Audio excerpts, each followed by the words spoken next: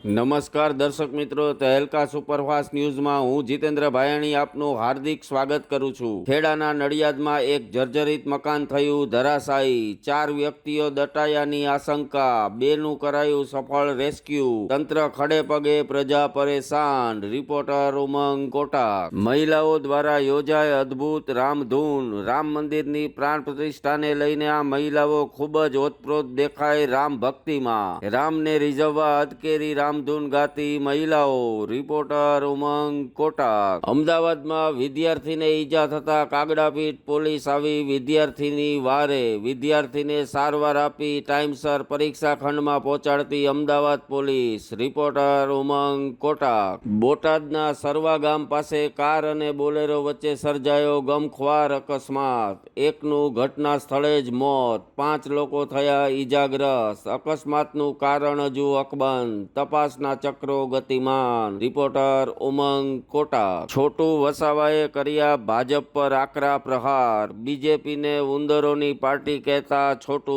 વસાવા। ક્યાંક ને ક્યાંક પુત્રએ પાર્ટી બદલી એનો ખાર ઉતારતા છોટુ વસાવા ચર્ચાતો વિષય।